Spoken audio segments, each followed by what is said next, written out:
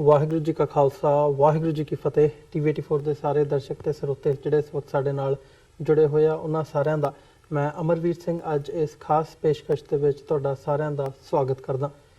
Viewers, ਅੱਜ ਅਸੀਂ ਇੱਕ ਇਤਿਹਾਸਕ ਦਿਹਾੜੇ ਬਾਰੇ ਗੱਲ ਕਰਨ ਜਾ ਰਹੇ ਹਾਂ। ਖਾਲਿਸਤਾਨ ਐਲਾਨਨਾਮਾ ਦਿਵਸ, ਖਾਲਿਸਤਾਨ ਡੈਕਲੇਰੇਸ਼ਨ ਡੇ।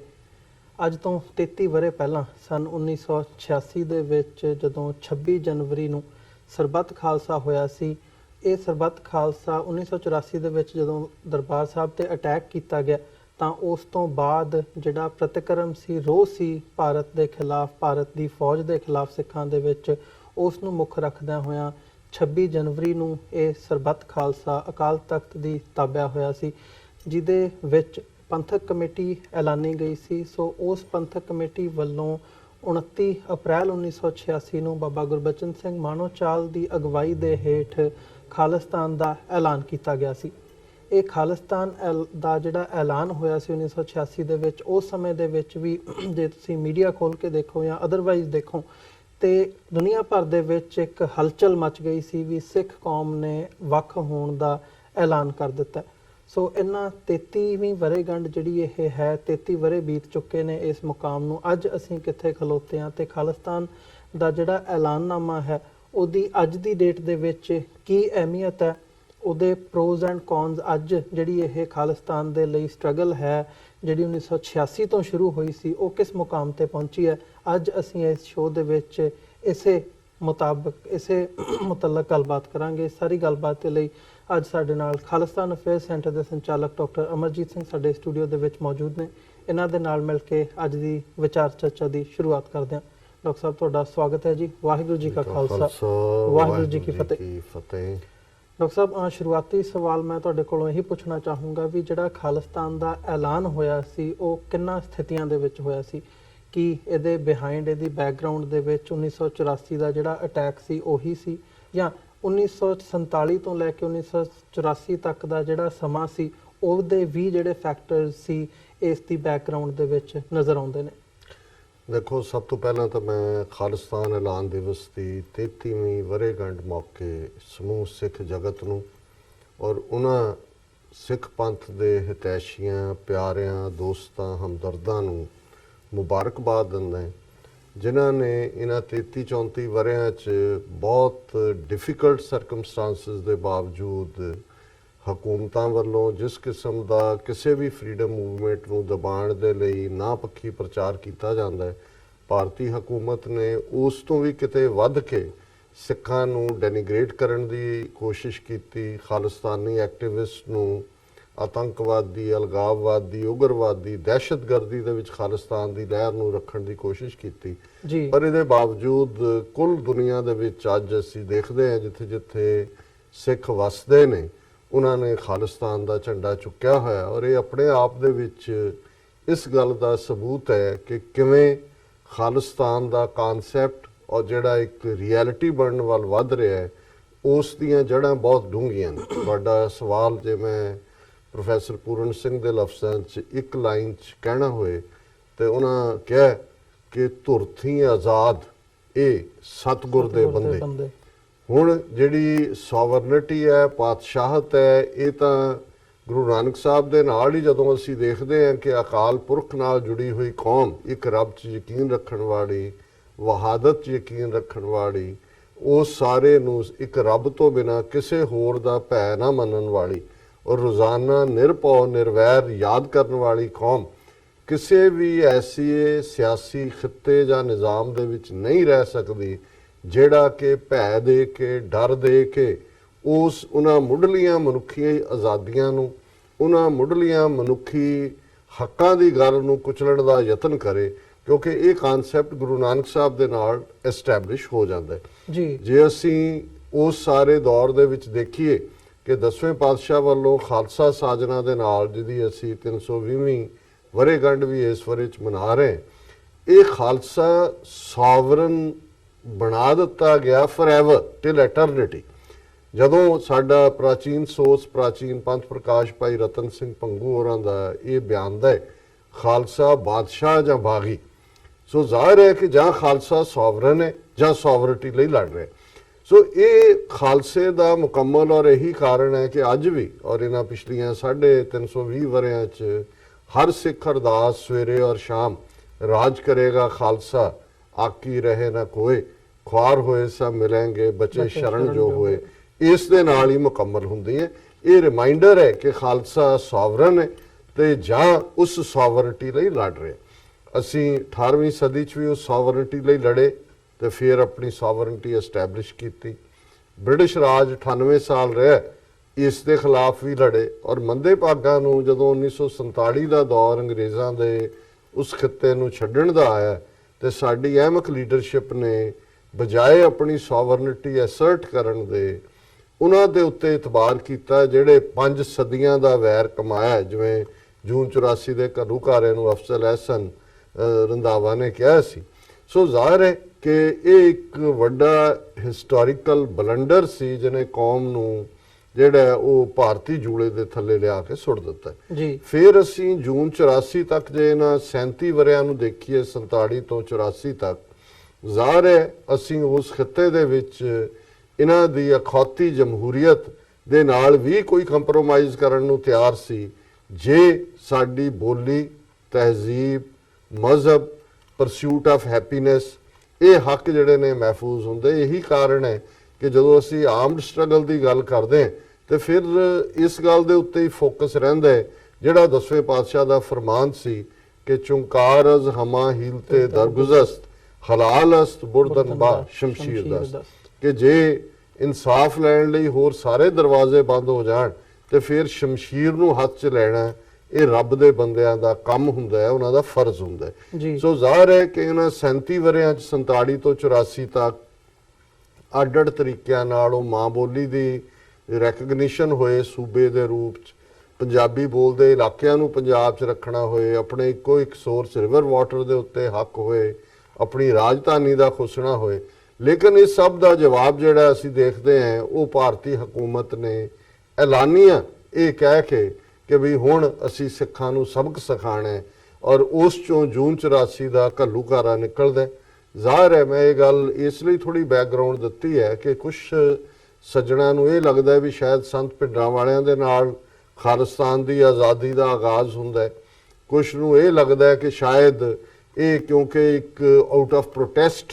ਜਿਹੜੀ ਹੈ ਡਿਮਾਂਡ ਉੱਠੀ ਔਰ ਇਹ ਇਨਫੈਕਟ ਰੀਅਲ ਡਿਮਾਂਡ ਨਹੀਂ ਸੀ, ਇਹ ਐਂਗਰ ਦਾ ਜਾਂ ਗੁੱਸੇ ਦਾ ਪ੍ਰਗਟਾਵਾ ਸੀ। ਇਹ ਗੱਲ ਨਹੀਂ, ਹਾਂ ਇਵੇਂ ਨਹੀਂ ਹੈ। ਇਹਦੇ 'ਚ ਕੋਈ ਸ਼ੱਕ ਨਹੀਂ ਹੈ ਕਿ ਸੰਤ ਜਰਨੈਲ ਸਿੰਘ ਖਾਲਸਾ ਭਿੰਡਰਾਂਵਾਲੇ 20ਵੀਂ ਸਦੀ ਦੇ ਬਹੁਤ ਵੱਡੇ ਸਿੱਖ ਹੋਏ ਨੇ ਔਰ ਸੰਤ ਸਿਪਾਹੀ ਨੇ, ਲੇਕਿਨ ਉਹਨਾਂ ਨੇ ਵੀ ਉਸ ਕਨਸੈਪਟ ਵੱਲ ਹੀ ਪੰਥ ਨੂੰ ਤੋਰਿਆ ਜਿਹੜਾ ਖਾਲਸਾ ਪੰਥ ਦੀ ਆਜ਼ਾਦੀ ਦੀ ਗੱਲ ਸੀ ਕਿ ਰਾਜ ਕਰੇ ਹੈ ਇੱਕ ਹੈ ਲੜ ਮਰੇ ਹੈ।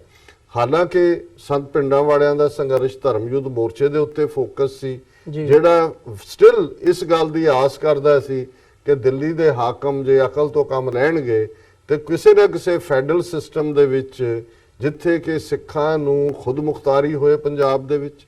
ਸਾਡਾ ਧਰਮ ਆਜ਼ਾਦ ਹੋਏ, ਸਾਡੇ ਇਕਨੋਮਿਕਲ ਰਿਸੋਰਸਿਸ ਸਾਡੇ ਕੋਲ ਹੋਣ। ਲੇਕਿਨ ਇਹਦੇ ਨਾਲ ਹੀ ਉਹਨਾਂ ਨੇ ਇਹ ਗੱਲ ਕਹੀ ਸੀ ਕਿ ਅਸੀਂ ਇਹਨਾਂ ਦੇ ਨਾਲ ਰਹਿਣਾ ਚਾਹੁੰਦੇ ਬਰਾਬਰ ਦੇ ਸ਼ਹਿਰੀ ਬਣ ਕੇ। ਇਹ ਇਹਨਾਂ ਨੇ ਦੇਖਣਾ ਹੈ ਕਿ ਸਾਨੂੰ ਨਾਲ ਰੱਖਣਾ ਹੈ ਕਿ ਨਹੀਂ ਰੱਖਣਾ, ਪਰ ਜਿਸ ਦਿਨ ਭਾਰਤੀ ਫੌਜ ਦੇ ਪੈਰ ਦਰਬਾਰ ਸਾਹਿਬ ਦੀ ਹਦੂਦ ਵਿੱਚ ਪਏ ਖਾਲਿਸਤਾਨ ਦੀ ਨੀਂਹ ਰੱਖੀ ਜਾਏਗੀ। ਸੋ ਜ਼ਾਹਿਰ ਹੈ ਕਿ 84 ਤੋਂ 86 ਤੱਕ ਜਿਵੇਂ ਤੁਸੀਂ ਜ਼ਿਕਰ ਕੀਤਾ ਔਰ ਦਰਸ਼ਕ ਸਕਰੀਨ ਦੇ ਉੱਤੇ ਦੇਖ ਰਹੇ ਨੇ ਕਿ ਕਿਵੇਂ 26 ਜਨਵਰੀ 1986 ਦਾ ਸਰਬੱਤ ਖਾਲਸਾ ਜਿਹੜਾ ਉਸ ਵੇਲੇ ਦੀ ਹਕੂਮਤ ਦੀਆਂ ਭਾਰੀ ਰੁਕਾਵਟਾਂ ਦੇ ਬਾਵਜੂਦ ਲੱਖਾਂ ਦਾ ਇਕੱਠ ਹੋ ਨਿਬੜਿਆ। ਉਸ ਸਰਬੱਤ ਖਾਲਸਾ ਨੇ ਹੀ 5 ਮੈਂਬਰੀ ਪੰਥਕ ਕਮੇਟੀ ਬਾਬਾ ਗੁਰਬਚਨ ਸਿੰਘ ਮਾਨੋਚਾਲ ਦੀ ਅਗਵਾਈ ਹੇਠ ਬਣਾਈ ਔਰ ਉਸੇ ਹੀ 5 ਮੈਂਬਰੀ ਪੰਥਕ ਕਮੇਟੀ ਨੇ 29 ਅਪ੍ਰੈਲ 1986 ਨੂੰ ਖਾਲਿਸਤਾਨ ਦਾ ਐਲਾਨਨਾਮਾ ਕਰਕੇ ਦੁਨੀਆ ਦੇ ਦੇਸ਼ਾਂ ਨੂੰ ਇਹ ਦੱਸ ਦਿੱਤਾ ਕਿ ਹੁਣ ਸਾਡਾ ਇੰਡੀਅਨ ਸਟੇਟ ਦੇ ਨਾਲ ਕੋਈ ਸਬੰਧ ਨਹੀਂ ਰਿਹਾ ਔਰ ਉਸ ਐਲਾਨਨਾਮੇ ਦੇ ਵਿੱਚ ਬਾਹਰਲੇ ਦੇਸ਼ਾਂ ਤੋਂ ਵੀ ਰੈਕਗਨੀਸ਼ਨ ਦੀ ਮੰਗ ਕੀਤੀ ਗਈ ਹੈ। ਪਰ ਇਹਨਾਂ 2 ਵਰਿਆਂ ਦੇ ਵਿੱਚ ਵੀ ਜਿਹੜੇ ਮਾਹੌਲ ਨੇ, ਕਿਉਂਕਿ ਏਜੰਸੀਆਂ ਨੇ ਇਸ ਕਿਸਮ ਦਾ ਮਾਹੌਲ ਸਿਰਜਿਆ ਕਿ ਇੱਕ ਪਾਸੇ ਉਹਨਾਂ ਨੇ ਇਹ ਰਿਊਮਰ ਜਿਹੜੀ ਕਿ ਇੱਕ ਤਬਕੇ ਨੇ ਇਹਨੂੰ ਅਟਲ ਸੱਚ ਮੰਨ ਲਿਆ, ਛੱਡ ਦਿੱਤੀ ਕਿ ਸੰਤ ਭਿੰਡਰਾਂਵਾਲੇ ਚੜ੍ਹਦੀ ਕਲਾ 'ਚ ਨੇ। ਦੂਸਰੇ ਪਾਸੇ ਦਰਬਾਰ ਸਾਹਿਬ ਕੰਪਲੈਕਸ ਪੂਰੀ ਤਰ੍ਹਾਂ ਫੌਜ ਦੇ ਕੰਟਰੋਲ 'ਚ ਅਗਲੇ 6-7 ਮਹੀਨੇ ਰਿਹਾ ਹੀ ਰਿਹਾ। ਬਾਅਦ ਦੇ ਵਿੱਚ ਉਹਨਾਂ ਨੇ ਸ਼੍ਰੋਮਣੀ ਕਮੇਟੀ ਦੇ ਹਵਾਲੇ ਵੀ ਇਹਨਾਂ ਸ਼ਰਤਾਂ ਥੱਲੇ ਹੀ ਕੀਤਾ। ਉਹਨਾਂ ਦੇ ਆਪਣੇ ਹੈਂਡ ਪਿਕਡ ਲੋਕ ਸੀ ਕਿ ਉੱਥੇ ਪੂਰੀ ਉਹਨਾਂ ਦੀਆਂ ਚੌਂਕੀਆਂ ਵੀ ਬਣੀਆਂ ਔਰ ਅੰਦਰ ਵੀ ਉਹਨਾਂ ਦੇ ਇੰਟੈਲੀਜੈਂਸ ਦੇ ਬੰਦੇ। ਔਰ ਫਿਰ ਅਸੀਂ ਦੇਖਦੇ ਹਾਂ ਕਿ ਦੂਸਰਾ ਪੰਜਾਬ ਦੇ ਪਿੰਡਾਂ ਦੇ ਵਿੱਚ ਆਪਰੇਸ਼ਨ ਵੁੱਡ ਰੋਜ਼ ਦੇ ਥੱਲੇ ਹਜ਼ਾਰਾਂ ਸਿੱਖਾਂ ਦਾ ਕਤਲੇਆਮ ਥਰੂ ਆਊਟ 85 ਔਰ 86 ਚੱਲਦਾ ਰਿਹਾ। ਲੇਕਿਨ ਇਹਦੇ ਬਾਵਜੂਦ ਡਿਫਾਈਂਸ ਵੀ ਜਾਰੀ ਸੀ। ਇੰਦਰਾ ਗਾਂਧੀ ਨੂੰ ਵੀ ਸਜ਼ਾ ਯਾਫਤਾ ਕੀਤਾ ਗਿਆ 31 ਅਕਤੂਬਰ ਨੂੰ। ਬਾਕੀ ਵੀ ਜਿਹੜੇ ਨੇ ਉਹ ਇਸ ਲਿਸਟ ਦੇ ਨਾਲ ਜਾਰੀ ਰਹੇ। ਲੇਕਿਨ ਉਹ ਮੌਕਾ ਸੀ 26 ਜਨਵਰੀ 1986 ਦਾ ਜਦੋਂ ਕਿ ਔਰ ਉਹ ਸਰਬੱਤ ਖਾਲਸਾ ਦਮਦਮੀ ਟਕਸਾਲ ਵੱਲੋਂ ਹੀ ਬੁਲਾਇਆ ਗਿਆ ਸੀ ਔਰ ਉਹਦੇ 'ਚ ਐਲਾਨੀਆ ਤੌਰ ਦੇ ਉੱਤੇ 5 ਮੈਂਬਰੀ ਪੰਥਕ ਕਮੇਟੀ ਔਰ ਅਲਟੀਮੇਟਲੀ ਕੌਮ ਕਨਫਿਊਜ਼ਨ ਦੇ ਵਿੱਚ ਸੀ ਥੋੜੀ ਬਹੁਤ ਕਿ ਸਾਡੇ ਸਾਹਮਣੇ ਹੁਣ ਕੀ ਹੱਲ ਹੈ। ਰੋਹ ਵੀ ਸੀ, ਫਰਸਟ੍ਰੇਸ਼ਨ ਵੀ ਸੀ, ਐਂਗਰ ਵੀ ਸੀ, ਅਨਸਰਟਨਟੀ ਵੀ ਸੀ ਔਰ ਇਸ ਐਲਾਨਨਾਮੇ ਨੇ ਅਲਟੀਮੇਟਲੀ ਜਿਹੜਾ ਕੌਮ ਦਾ ਨਿਸ਼ਾਨਾ ਹੈ ਉਹਨੂੰ ਬਿਲਕੁਲ ਸਪਸ਼ਟ ਕੀਤਾ ਜੀ। ਡਾਕਟਰ ਸਾਹਿਬ, ਜਿਵੇਂ ਕੌਮੀ ਨਿਸ਼ਾਨੇ ਦੀ ਗੱਲ ਹੁੰਦੀ ਹੈ ਜਾਂ ਜਿਵੇਂ ਜੇ ਇਸ ਐਲਾਨਨਾਮੇ ਦੀ ਗੱਲ ਕਰਨੀ ਹੋਵੇ ਤਾਂ ਅਸੀਂ ਅਮਰੀਕਾ ਦੇ ਵਿੱਚ ਬੈਠੇ ਹਾਂ। ਇੱਥੇ ਡੈਕਲੇਰੇਸ਼ਨ ਆਫ ਇੰਡੀਪੈਂਡੈਂਸ ਦੀ ਗੱਲ ਹਮੇਸ਼ਾ ਹੁੰਦੀ ਹੈ। ਅਮਰੀਕਾ ਦੇ ਵਿੱਚ ਵੀ ਜਿਹੜੀ ਉਹਦੀ ਨੀਂਹ ਹੈ ਉਹ ਉਦੋਂ ਰੱਖੀ ਗਈ ਸੀ। ਇੱਕ ਡਾਕੂਮੈਂਟ ਹੈ ਪ੍ਰੋਪਰ ਡੈਕਲੇਰੇਸ਼ਨ ਆਫ ਇੰਡੀਪੈਂਡੈਂਸ ਦਾ। ਸੋ ਜਿਹੜੀ ਖਾਲਿਸਤਾਨ ਦਾ ਐਲਾਨ ਹੋਇਆ, ਜਿਹੜਾ ਖਾਲਿਸਤਾਨ ਦੀ ਡੈਕਲੇਰੇਸ਼ਨ ਦਾ ਡਾਕੂਮੈਂਟ ਹੈ, ਉਹ ਐਕਚੁਅਲੀ ਕੀ ਹੈ? ਜੇ ਇਹ ਥਿਓਰੈਟੀਕਲੀ ਵੀ ਤੁਹਾਡੇ ਕੋਲੋਂ ਸਵਾਲ ਪੁੱਛਣਾ ਹੋਵੇ ਤੇ ਉਹਦੀਆਂ ਮਦਾਂ ਕੀ ਨੇ, ਕਿਸ ਬੇਸਿਸ ਤੇ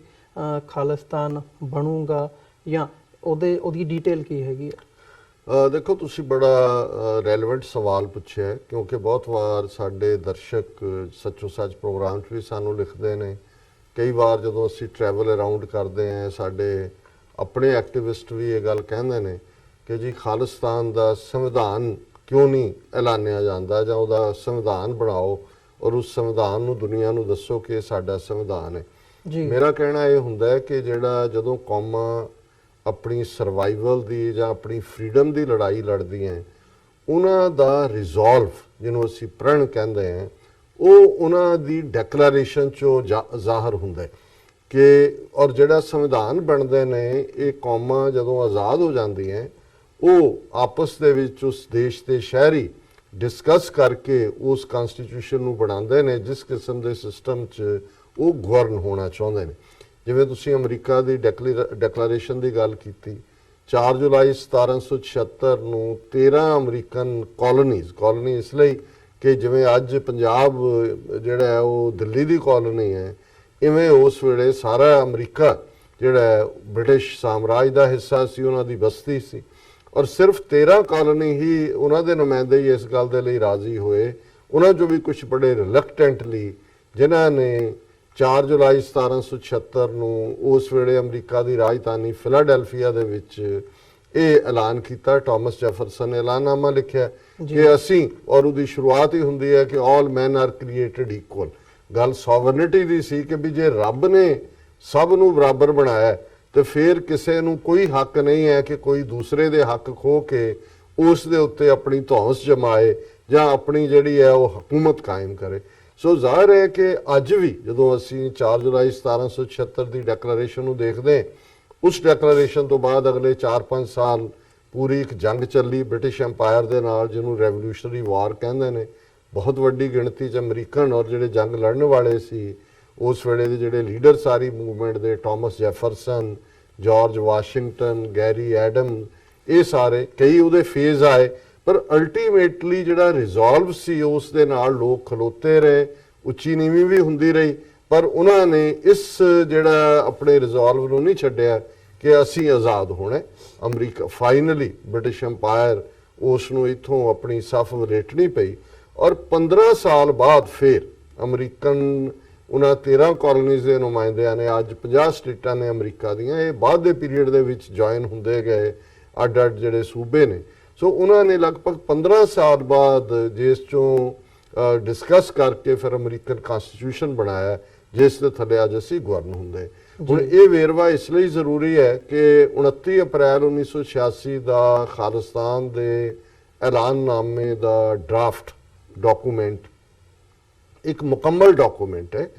ਉਸ ਦੇ ਵਿੱਚ ਔਰ ਜਿਹੜੀਆਂ ਡੈਕਲੇਰੇਸ਼ਨਸ ਹੁੰਦੀਆਂ ਨੇ ਉਹਨਾਂ ਦੇ ਵਿੱਚ ਬੀਜ ਰੂਪ ਦੇ ਵਿੱਚ ਬਹੁਤ ਕੁਝ ਰੱਖਿਆ ਹੁੰਦਾ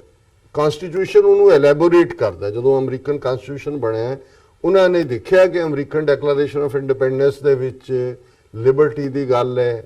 ਜਸਟਿਸ ਦੀ ਗੱਲ ਹੈ, ਪਰਸੂਟ ਆਫ ਹੈਪੀਨੈਸ ਦੀ ਗੱਲ ਹੈ, ਆਜ਼ਾਦ ਤਰੀਕੇ ਦੇ ਨਾਲ ਹਰ ਇੱਕ ਨੂੰ ਆਪੋ ਆਪਣੇ ਮਜ਼ਹਬ ਨੂੰ ਮੰਨਣ ਦਾ ਜਾਂ ਨਾ ਮੰਨਣ ਦਾ ਹੱਕ ਹੋਣਾ ਚਾਹੀਦਾ। ਸੋ ਬਹੁਤ ਸਾਰੀਆਂ ਚੀਜ਼ਾਂ ਉਸ ਚੋਂ ਨਿਕਲਦੀਆਂ ਚਲੀਆਂ ਗਈਆਂ। ਬਿੱਲ ਆਫ ਰਾਈਟਸ ਬਾਅਦ ਦੇ ਵਿੱਚ ਜ਼ਰੂਰੀ ਸਮਝਿਆ ਗਿਆ ਉਸ ਕਨਸਟੀਟਿਊਸ਼ਨ 'ਚ ਐਡ ਕਰਨ ਲਈ। ਇਸੇ ਤਰ੍ਹਾਂ ਖਾਲਿਸਤਾਨ ਦੇ ਐਲਾਨਨਾਮੇ ਦੀ ਸ਼ੁਰੂਆਤ ਇਹਨਾਂ ਲਫ਼ਜ਼ਾਂ ਨਾਲ ਹੁੰਦੀ ਹੈ ਕਿ ਅੱਜ ਤੋਂ ਖਾਲਸੇ ਦਾ ਆਪਣਾ ਘਰ ਖਾਲਿਸਤਾਨ ਹੋਵੇਗਾ, ਜਿੱਥੇ ਖਾਲਸੇ ਦੀਆਂ ਚੌਂਕੀਆਂ, ਝੰਡੇ ਬੁੰਗੇ ਜੁਗੋ ਜੁਗ ਅਟਲ ਹੋਣਗੇ ਤੇ ਦਸਾਂ ਨੌਆਂ ਦੀ ਕਿਰਤ ਕਮਾਈ ਕਰਨ ਵਾਲਿਆਂ ਦਾ ਰਾਜ ਭਾਗ ਤੇ ਪੂਰਾ ਕੰਟਰੋਲ ਹੋਏਗਾ। ਹੁਣ ਜ਼ਾਹਰ ਹੈ ਕਿ ਇਹ ਬਿਗਨਿੰਗ ਹੈ। ਫਿਰ ਤੁਸੀਂ ਜਦੋਂ ਉਹਦਾ ਵੇਰਵਾ ਦੇਖਦੇ ਹੋ, ਕਿਉਂਕਿ ਸਮਾਂ ਸੀਮਾ ਮੈਨੂੰ ਅੱਗੇ ਨਹੀਂ ਜਾਣ ਦੇਗੀ, ਕਿ ਉਸ ਦੇ ਵਿੱਚ ਅੱਡ-ਅੱਡ ਫਿਰ ਜਿਹੜੇ ਨੇ ਉਹ ਸਿਰਲੇਖ ਨੇ ਜਾਂ ਅਨੁਮਾਨ ਨੇ, ਸਬ ਹੈਡਿੰਗਸ ਨੇ ਕਿ ਧਾਰਮਿਕ ਕੀ ਹੈ, ਰਾਜਸੀ ਕੀ ਹੈ, ਆਰਥਿਕ ਨੀਤੀ ਕੀ ਹੈ। ਲੇਕਿਨ ਇੱਕ ਗੱਲ ਉਸ ਚੋਂ ਬੜੀ ਕਲੀਅਰਲੀ ਇਹ ਨਿਕਲਦੀ ਹੈ ਕਿ ਖਾਲਿਸਤਾਨ ਦੇ ਐਲਾਨਨਾਮੇ ਨੇ ਉਸ ਆਜ਼ਾਦੀ ਦੀ ਗੱਲ ਨੂੰ ਫਾਈਨਲੀ, ਉਸ ਨੂੰ ਫਾਈਨਲ ਸਿਗਨਲ ਦਿੱਤਾ ਕਿ ਹੁਣ ਡੂ ਔਰ ਡਾਈ ਦੀ ਬੈਟਲ ਹੈ। ਉਸ ਚੋਂ ਇਹ ਵੀ ਨਿਕਲਦਾ ਹੈ ਕਿ ਭਾਈ ਇਹ ਕੋਈ ਉਸ ਲਾਈਨ ਦੇ ਉੱਤੇ ਬਣਨ ਵਾਲੀ ਸਟੇਟ ਨਹੀਂ ਹੈ ਜਿੱਥੇ ਕਿ ਇੱਕ ਵੈਲਿਊ ਸਿਸਟਮ ਨੂੰ ਥੋਪਿਆ ਜਾਏਗਾ। ਉਹਦੇ 'ਚ ਇਹ ਹੈ ਕਿ ਵੀ ਬਿਨਾਂ ਜ਼ਾਤ, ਰੰਗ, ਨਸਲ, ਧਰਮ, ਜੈਂਡਰ ਦੇ ਵਿਤਕਰੇ ਦੇ ਜਿਹੜੇ ਲਫ਼ਜ਼ ਉਹਦੇ 'ਚ ਦੁਹਰਾਏ ਹੋਏ ਨੇ, ਹਰ ਇੱਕ ਨੂੰ ਜਿਹੜਾ ਆਜ਼ਾਦੀ ਮਾਣਨ ਦਾ ਹੱਕ ਹੋਏਗਾ। ਫਿਰ ਉਸ ਦੇ ਨਾਲ ਇਹ ਵੀ ਹੈ ਕਿ ਕਾਨੂੰਨ ਦੀ ਵਰਤੋਂ ਰਾਹੀਂ ਅਮੀਰ, ਗਰੀਬ, ਊਚ ਨੀਚ, ਜ਼ਾਤ ਪਾਤ, ਇਸਤਰੀ ਮਰਦ, ਉਹਨਾਂ ਵਿਚਲੇ ਵਖਰੇਵਿਆਂ ਨੂੰ ਜਿਹੜਾ ਉਹ ਖਤਮ ਕੀਤਾ ਜਾਏਗਾ। ਸੋ ਜ਼ਾਹਰ ਹੈ ਕਿ ਵੀ ਜਿਹੜਾ ਲਾਅ ਬਣਦੇ ਨੇ ਉਹ ਤਾਂ ਲੇਟਰ ਬਣਦੇ ਨੇ, ਲੇਕਿਨ ਉਹਦੇ 'ਚ ਉਹ ਸਾਰੇ ਐਲੀਮੈਂਟ ਮੌਜੂਦ ਨੇ ਜਿਹੜੇ ਕਿ ਸਿੱਖ ਵਿਚਾਰਧਾਰਾ ਦੇ ਆਈਡੀਅਲ ਨੇ। ਜੇ ਸਿੱਖ ਧਰਮ ਕਿਸੇ ਦੇ ਉੱਤੇ ਧੱਕਾ ਕਰਨ 'ਚ ਯਕੀਨ ਨਹੀਂ ਰੱਖਦਾ, ਕਿਸੇ ਦੇ ਮਜ਼ਹਬ ਨੂੰ ਜ਼ਬਰਦਸਤੀ ਤਬਦੀਲ ਕਰਨ 'ਚ ਯਕੀਨ ਨਹੀਂ ਰੱਖਦਾ, ਹਰ ਇੱਕ ਦੇ ਹੱਕਾਂ ਦੀ ਗੱਲ ਕਰਦਾ, ਤੇ ਇਹੀ ਜਿਹੜੇ ਨੇ ਐਲਾਨ ਉਸ ਐਲਾਨਨਾਮੇ ਰਾਹੀਂ ਦੁਨੀਆ ਤੱਕ ਪਹੁੰਚਾਏ ਗਏ ਨੇ। ਔਰ ਉਸ ਦੇ ਨਾਲ ਨਾਲ ਟੁਵਰਡਸ ਦਾ ਐਂਡ ਉਹ ਡੀਟੇਲ ਵੀ ਦਿੱਤੀ ਹੋਈ ਹੈ ਕਿ ਭਾਈ ਕੀ ਕੀ ਚੱਲ ਰਿਹਾ ਹੈ, ਕਿਹਨਾਂ ਹਾਲਾਤਾਂ ਦੇ ਵਿੱਚ ਅਸੀਂ ਇਹ ਐਲਾਨਨਾਮਾ ਕਰਨ ਤੇ ਮਜਬੂਰ ਹੋਏ। ਔਰ ਇਸ ਦੇ ਨਾਲ ਦੁਨੀਆ ਦੀਆਂ ਹਕੂਮਤਾਂ ਨੂੰ ਇਹ ਗੁਜ਼ਾਰਿਸ਼ ਵੀ ਕੀਤੀ ਗਈ ਹੈ ਕਿ ਖਾਲਸੇ ਦੇ ਇਸ ਹੱਕ ਨੂੰ ਮਾਨਤਾ ਦਿਓ ਖਾਲਿਸਤਾਨ ਦੇ, ਔਰ ਆਪਣੇ ਲੋਕਾਂ ਨੂੰ ਇਹ ਕਿਹਾ ਗਿਆ ਕਿ ਭਾਈ ਦੇ ਵਿੱਚ ਅੜਿੱਕਾ ਨਾ ਡਾਓ, ਔਰ ਜਿਹੜਾ ਸਿੱਖ ਸੰਗਤਾਂ ਹੀ ਸਾਡਾ ਮੁੱਢਲਾ ਸਰਮਾਇਆ ਨੇ, ਔਰ ਸਿੱਖਾਂ ਦੇ ਘਰ ਹੀ ਸਾਡੇ ਖਾਲਿਸਤਾਨ ਲਈ ਲੜਨ ਵਾਲਿਆਂ ਦੇ ਕਿਲੇ ਨੇ। ਸੋ ਮੈਂ ਸਮਝਦਾ ਹਾਂ ਕਿ ਅੱਜ ਜਦੋਂ ਅਸੀਂ 33 ਵਰ੍ਹੇ ਬਾਅਦ ਇਹ ਗੱਲ ਕਰ ਰਹੇ ਹਾਂ, ਉਦੋਂ ਕਿਉਂਕਿ ਅਸੀਂ ਉਹ ਸਾਰੇ ਦੌਰ ਨੂੰ ਦੇਖਿਆ, ਦੂਰੋਂ ਨੇੜਿਓਂ ਕਿਤੇ ਨਾ ਕਿਤੇ ਉਹਦਾ ਹਿੱਸਾ ਵੀ ਰਹੇ, ਲੇਕਿਨ ਮੈਂ ਇਸ ਨੂੰ ਮਹਿਸੂਸ ਕਰਦਾ ਹਾਂ ਕਿ ਇਹਨਾਂ 33 ਵਰ੍ਹਿਆਂ 'ਚ ਜਦੋਂ ਅੱਜ ਅਸੀਂ ਇਸ ਦਿਨ ਨੂੰ ਹਜ਼ਾਰਾਂ ਮੀਲ ਦੂਰ ਆਪਣੇ ਉਸ ਅਕਾਲ ਤਖਤ ਤੋਂ ਜਿਹਨੂੰ ਖੰਡਰਾਤ ਬਣਾ ਦਿੱਤਾ ਗਿਆ ਸੀ, ਇਹ ਗੱਲਬਾਤ ਕਰ ਰਹੇ, ਤੇ ਸਾਡਾ ਸਭ ਤੋਂ ਪਹਿਲਾ ਜਿਹੜਾ ਪ੍ਰਣਾਮ ਹੈ, ਸਾਡਾ ਸਲੂਟ ਹੈ, ਸਲਾਮ ਹੈ, ਉਹ ਉਹਨਾਂ ਖਾਲਿਸਤਾਨ ਦੇ ਸ਼ਹੀਦਾਂ ਨੂੰ ਹੈ ਜਿਨ੍ਹਾਂ ਨੇ ਇਹਨਾਂ 33 ਵਰ੍ਹਿਆਂ ਦੇ ਵਿੱਚ, ਔਰ ਉਸ ਤੋਂ ਪਹਿਲਾਂ ਵੀ ਜੂਨ 84 ਦੇ ਨਾਲ ਹੀ ਇਸ ਦੀ ਸ਼ੁਰੂਆਤ ਹੋ ਜਾਂਦੀ ਹੈ, ਕਿਉਂਕਿ ਜਦੋਂ ਹਮਲਾ ਭਾਰਤੀ ਫੌਜ ਦਾ ਹੁੰਦਾ ਹੈ, ਨੀਂਹ ਰੱਖਣ ਦਾ ਜ਼ਿਕਰ ਤਾਂ ਹੋਇਆ ਸੀ। ਔਰ ਜ਼ਾਹਰ ਹੈ ਕਿ ਜਿਹੜਾ ਫਾਈਨਲ ਵਾਟਰਸ਼ੈਡ ਹੈ ਸਿੱਖਾਂ ਔਰ ਭਾਰਤੀ ਸਟੇਟ ਦੇ ਰਿਸ਼ਤਿਆਂ ਦਾ, ਉਹ ਜੂਨ 84 ਹੈ। ਸੋ ਅਸੀਂ ਉਹਨਾਂ ਤਮਾਮ ਖਾਲਿਸਤਾਨ ਦੇ ਸ਼ਹੀਦ ਸਿੰਘਾਂ ਸਿੰਘਣੀਆਂ ਨੂੰ ਸ਼ਰਧਾ ਔਰ ਅਕੀਦਤ ਦੇ ਫੁੱਲ ਭੇਟ ਕਰਦੇ ਹਾਂ। ਜੀ ਡਾਕਟਰ, ਜਿਵੇਂ ਤੁਸੀਂ ਖਾਲਿਸਤਾਨ ਦੇ ਸ਼ਹੀਦਾਂ ਦੀ ਗੱਲ ਕੀਤੀ ਹੈ ਕੰਕਲੂਡਿੰਗ ਦੇ ਵਿੱਚ, ਸੋ ਜਿਹੜੀ ਸਟਰਗਲ 1984 ਤੋਂ ਬਾਅਦ ਸ਼ੁਰੂਆਤ ਹੋਈ, ਜਿਹਦੀ 1986 ਦੇ ਵਿੱਚ ਐਲਾਨਨਾਮਾ ਹੋਇਆ ਤੇ ਫਿਰ 1994-95 ਤੱਕ ਇੱਕ ਮਿਲੀਟੈਂਟ ਸਟਰਗਲ ਦਾ ਦੌਰ ਸੀ। ਅੱਜ ਵੀ ਜਦੋਂ ਅਸੀਂ ਨੈਸ਼ਨਲੀ ਗੱਲ ਕਰਨੀ ਹੋਵੇ ਭਾਰਤ ਦੇ ਵਿੱਚ ਓਵਰਆਲ ਜਾਂ ਇੰਟਰਨੈਸ਼ਨਲ ਪਲੇਟਫਾਰਮਸ ਦੇ ਉੱਤੇ ਗੱਲ ਕਰਨੀ ਹੋਵੇ, ਤਾਂ ਖਾਲਿਸਤਾਨ ਨੂੰ ਜਾਂ ਖਾਲਿਸਤਾਨ ਦੀ ਸਟਰਗਲ ਨੂੰ ਇੱਕ ਵਾਇਲੈਂਸ ਦੇ ਨਾਲ, ਉਹਨਾਂ ਨੂੰ ਮਿਲੀਟੈਂਟ ਆਰਗੇਨਾਈਜੇਸ਼ਨਸ ਦੇ ਨਾਲ, ਅੱਤਵਾਦ ਦੇ ਨਾਲ, ਟੈਰਰਿਜ਼ਮ ਦੇ ਨਾਲ ਜੋੜ ਕੇ ਪੇਸ਼ ਕੀਤਾ ਜਾਂਦਾ, ਜਿਹਦੇ ਨਾਲ ਇੱਕ ਡਰ, ਸਹਿਮ, ਕਾਫੀ ਕੁਝ ਜਿਹੜਾ ਹੈਗਾ ਉਹ ਪੰਜਾਬ ਦੇ ਲੋਕਾਂ ਦੇ ਵਿੱਚ ਵੀ, ਸਿੱਖਾਂ ਦੇ ਮਨਾਂ ਦੇ ਵਿੱਚ ਵੀ ਕਈ ਤਰ੍ਹਾਂ ਦੇ ਜਿਹੜੇ ਸਵਾਲ ਨੇ ਉਹ ਉੱਠਦੇ ਨੇ। ਉਸ ਬਾਬਤ ਤੁਸੀਂ ਕੀ ਕਹਿਣਾ ਚਾਹੋਗੇ? ਕੀ ਖਾਲਿਸਤਾਨ ਦੀ ਜਿਹੜੀ ਸਟਰਗਲ ਹੈ ਉਹ ਨਰੋਲ ਗੋਲੀ ਦੇ ਬੰਦੂਕ ਦੇ ਉਹਦੇ ਤੇ ਸੀ, ਜਾਂ ਅੱਜ ਇਸ ਨੂੰ ਤੁਸੀਂ ਕਿਵੇਂ ਇਸ ਸਵਾਲ ਨੂੰ ਤੁਸੀਂ ਕਿਵੇਂ ਐਡਰੈਸ ਕਰੋਗੇ? ਦੇਖੋ, ਇਸ ਲਈ ਮੈਂ ਪਹਿਲੇ ਸਵਾਲ ਦੇ ਵੇਲੇ ਇਹ ਗੱਲ ਸਪਸ਼ਟ ਕਰ ਦਿੱਤੀ ਸੀ ਕਿ ਸਾਡੀ ਸਿੱਖੀ ਦੀ ਆਈਡੀਓਲੋਜੀ ਮੀਰੀ ਤੇ ਪੀਰੀ ਦੀ ਆਈਡੀਓਲੋਜੀ ਹੈ, ਸੰਤ ਸਿਪਾਹੀ ਦਾ ਕਨਸੈਪਟ ਹੈ। ਔਰ ਜਦੋਂ ਯੂਨਾਈਟਿਡ ਨੇਸ਼ਨਸ ਨੇ ਆਪਣਾ ਚਾਰਟਰ ਆਫ ਹਿਊਮਨ ਰਾਈਟਸ ਮਨਜ਼ੂਰ ਕੀਤਾ, ਉਸ ਦੇ ਪ੍ਰੀਐਂਬਲ 'ਚ ਭੂਮਿਕਾ ਦੇ ਵਿੱਚ ਇਹ ਲਫ਼ਜ਼ ਦਰਜ ਕੀਤੇ ਕਿ if a man is not to be compelled as a last resort to rebellion, his human rights must be protected by the rule of the law। ਜੀ, ਕਿ ਜੇ ਕਿਸੇ ਇਨਸਾਨ ਨੂੰ ਬਗਾਵਤ ਦੇ ਅਖੀਰਲੇ ਰਸਤਾ, ਅਖੀਰਲਾ ਇਹੀ ਹੈ ਚੁੰਕਾਰ ਅਜ਼ਹਮਾਹੀਲਤੇ ਦਾ ਮਤਲਬ, ਉਸ ਰਸਤੇ ਤੇ ਜਾਣ ਤੋਂ ਰੋਕਣਾ ਤੇ ਫਿਰ ਉਸ ਦੇ ਇਨਸਾਨੀ ਹਕੂਕਾਂ ਦੀ ਹਰ ਹਾਲਤ ਵਿੱਚ ਹਿਫਾਜ਼ਤ ਹੋਣੀ ਚਾਹੀਦੀ ਹੈ। ਸੋ ਜ਼ਾਹਰ ਹੈ ਕਿ ਅਸੀਂ ਜਦੋਂ ਆਪਣੇ ਗਾਤਰੇ ਕਿਰਪਾਨ ਰੱਖਦੇ ਹਾਂ, ਸੋ ਜ਼ਾਹਰ ਹੈ ਕਿ ਇਹ ਕਿਰਪਾਨ ਇਸ ਗੱਲ ਦਾ ਸਬੂਤ ਹੈ ਕਿ ਸਾਡੇ ਲਈ ਸਿਰਫ ਤੇ ਸਿਰਫ ਸੋ ਕਾਲਡ ਪੀਸ, ਇਸ ਦਾ ਮਤਲਬ ਸੋ ਕਾਲਡ ਨਾਨ ਵਾਇਲੈਂਸ ਨਹੀਂ ਹੈ, ਔਰ ਨਾ ਹੀ ਅਸੀਂ ਵਾਇਲੈਂਸ 'ਚ ਅਦਰਵਾਈਜ਼ ਯਕੀਨ ਰੱਖਦੇ, ਪਰ ਸਾਡਾ ਕਨਸੈਪਟ ਜਿਹੜਾ ਹੈ ਸੰਤ ਸਿਪਾਹੀ ਦਾ,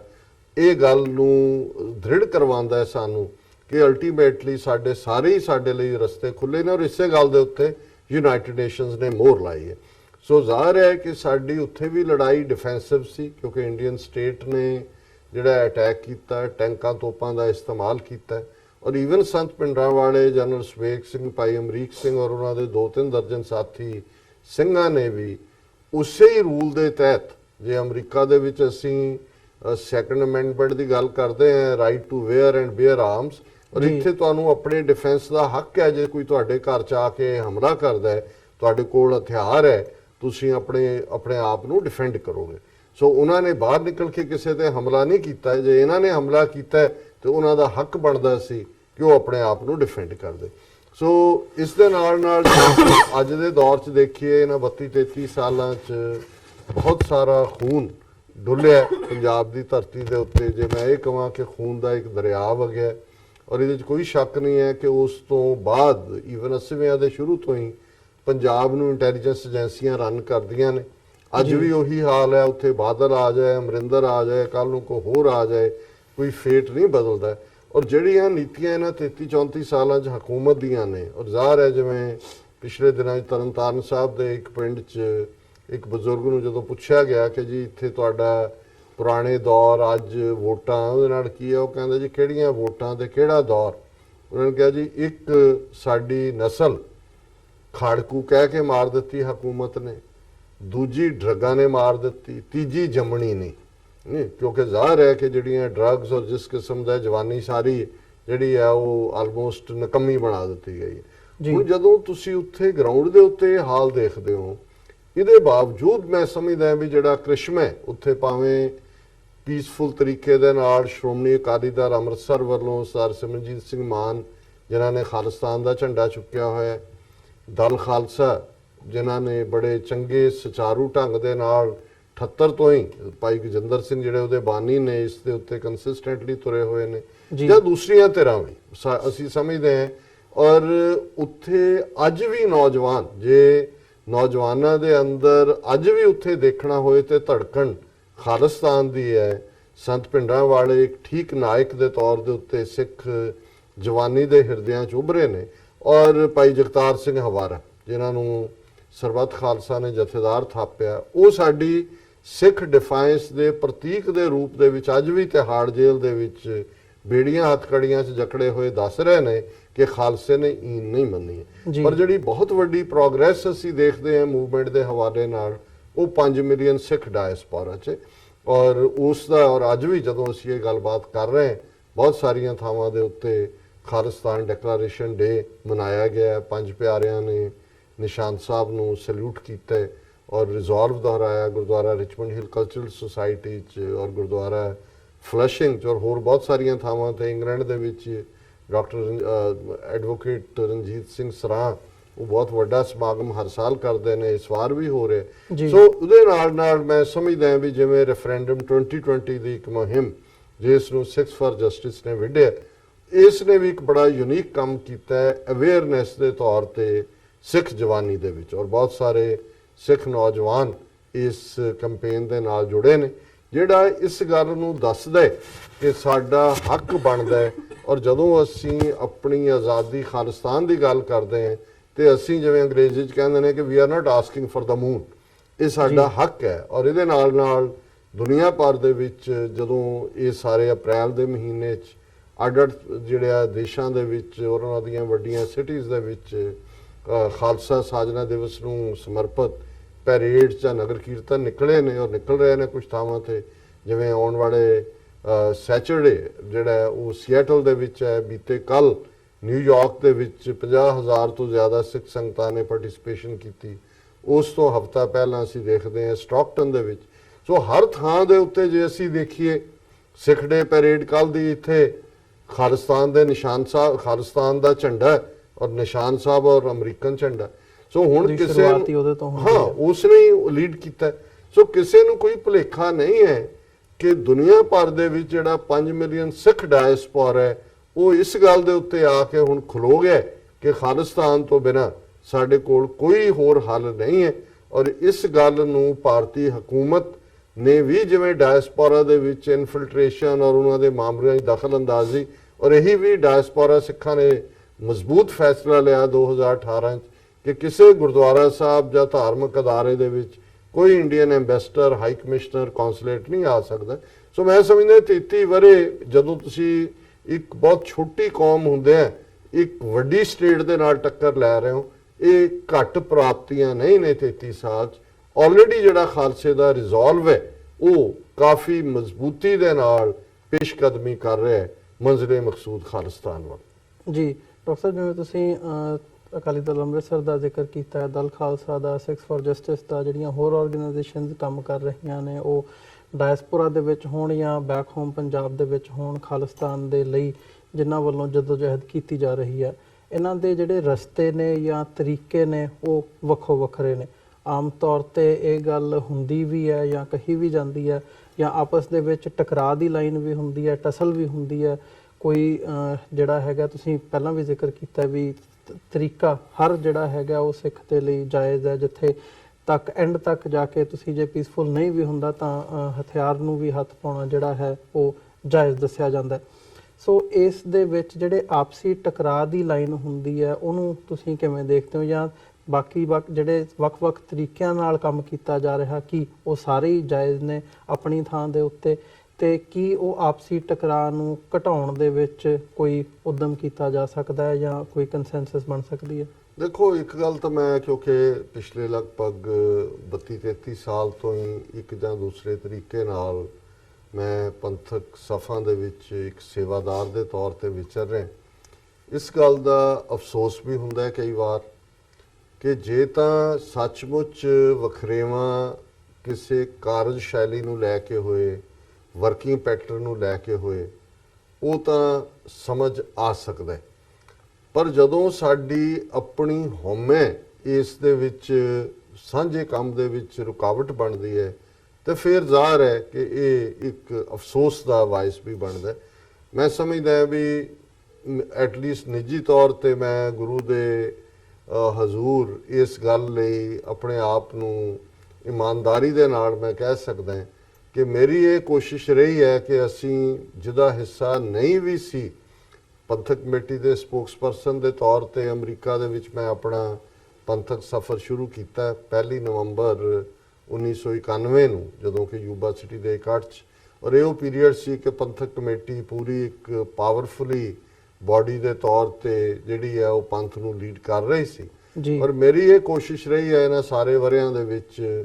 ਕਿ ਕਿਸੇ ਵੀ ਜਿਹੜਾ ਪੰਥ ਲਈ ਕੰਮ ਕਰਨ ਵਾਲਾ ਭਰਾ ਹੈ, ਭੈਣ ਹੈ, ਜਥੇਬੰਦੀ ਹੈ, ਉਸ ਦਾ ਅਸੀਂ ਲਿਖਤੀ ਜਾਂ ਆਪਣੀ ਤਕਰੀਰ ਜਾਂ ਤਹਿਰੀਰ ਰਾਹੀਂ ਵਿਰੋਧ ਨਹੀਂ ਕੀਤਾ। ਹਾਲਾਂਕਿ ਅਸੀਂ ਬਹੁਤ ਕੁਝ ਇਸ ਪੀਰੀਅਡ ਦੇ ਵਿੱਚ ਆਪਣੇ ਆਪ ਤੇ ਲਿਆ। ਇਹ ਗੁਰੂ ਦੀ ਰਹਿਮਤ ਹੈ ਕਿ ਗੁਰੂ ਨੇ ਕਦਮ ਸਾਬਤ ਰੱਖੇ ਔਰ ਅਸੀਂ ਆਪਣੇ ਵੱਲੋਂ ਇਹ ਸਮਝਦੇ ਹਾਂ ਕਿ ਸਾਰੇ ਹੀ ਇੱਕ ਰਸਤੇ ਦੇ ਪਾਂਧੀ ਨੇ। ਲੇਕਿਨ ਇਹਦੇ 'ਚ ਕੋਈ ਸ਼ੱਕ ਨਹੀਂ ਹੈ ਕਿ ਜਿਹੜੀ ਨਿੱਕੀ ਨਿੱਕੀ ਹਉਮੈ ਦਾ ਵਰਤਾਰਾ ਹੈ ਹਰ ਥਾਂ ਦੇ ਉੱਤੇ, ਇਹ ਵੱਡੀ ਰੁਕਾਵਟ ਹੈ। ਔਰ ਇਹ ਕੌਮ ਦੇ ਵਿੱਚ ਜਿਹੜੀ, ਜਦੋਂ ਮੈਂ ਸਮਝਦਾ ਵੀ ਜਿਹੜੀ ਮਾਯੂਸੀ ਜਾਂ ਕਿਸੇ ਹੱਦ ਤੱਕ ਉਦਾਸੀਨਤਾ ਔਰ ਅਨਸਰਟਨਟੀ ਹੁੰਦੀ ਹੈ, ਉਹਦੇ ਲਈ ਅਸੀਂ ਲੋਕ ਜ਼ਿੰਮੇਵਾਰ ਹੈ। ਕਿਉਂਕਿ ਜੇ ਅਸੀਂ 47 ਦੇ ਦੌਰ ਦੀ ਅਕਾਲੀ ਲੀਡਰਸ਼ਿਪ ਨੂੰ ਦੋਸ਼ ਦਿੰਦੇ ਹਾਂ ਕਿ ਜੀ ਉਹਨਾਂ ਨੇ ਅਕਲ ਤੋਂ ਕੰਮ ਨਹੀਂ ਲਿਆ ਜਾਂ ਉਹ ਕਮਜ਼ੋਰ ਸਾਬਤ ਹੋਏ ਜਾਂ ਵਿਕਣ ਤੱਕ ਵੀ ਅਸੀਂ ਗੱਲ ਕਰਦੇ, ਤੇ ਫਿਰ ਅਸੀਂ ਜਿਹੜੇ ਅੱਜ on the helm of affairs ਹੈ, ਅਸੀਂ ਵੀ ਯਾਦ ਰੱਖੀਏ ਕਿ ਇਤਿਹਾਸ ਸਾਡੇ ਲਈ ਵੀ ਫਤਵੇ ਦੇ ਇੰਤਜ਼ਾਰ ਕਰ ਰਿਹਾ ਔਰ ਸਾਨੂੰ ਵੀ ਸਾਡੀਆਂ ਜਿਹੜੀਆਂ ਆਉਣ ਵਾਲੀਆਂ ਨਸਲਾਂ ਨੇ ਉਹਨਾਂ ਨੇ ਮੁਆਫ ਨਹੀਂ ਕਰਨਾ ਕਿ ਅਸੀਂ ਆਪਣੇ ਫਰਜ਼ ਨੂੰ ਨਹੀਂ ਠੀਕ ਤਰ੍ਹਾਂ ਅਦਾ ਕੀਤਾ। ਸੋ ਮੈਂ ਸਮਝਦਾ ਹਾਂ ਵੀ ਸਾਡੀ ਹਮੇਸ਼ਾ ਹੀ ਕੋਸ਼ਿਸ਼ ਹੁੰਦੀ ਹੈ ਕਿ ਕਿਸੇ ਨਾ ਕਿਸੇ ਤਰੀਕੇ ਨਾਲ ਨੇੜੇ ਲਿਆਉਣ ਦੀ ਕੋਸ਼ਿਸ਼ ਕੀਤੀ ਜਾਏ। ਕਈ ਵਾਰ ਕੁਛ ਹੱਦ ਤੱਕ ਅਸੀਂ ਕਾਮਯਾਬ ਵੀ ਹੁੰਦੇ ਹਾਂ। ਹੁਣ ਬੇਸ਼ੱਕ ਸਿੱਖ ਡੇ ਪੈਰੇਡ ਕਿਸੇ ਪੀਰੀਅਡ 'ਚ ਐਸਾ ਵੀ ਹੁੰਦਾ ਸੀ ਕਿ ਵੀ ਹੁਣ ਵੀ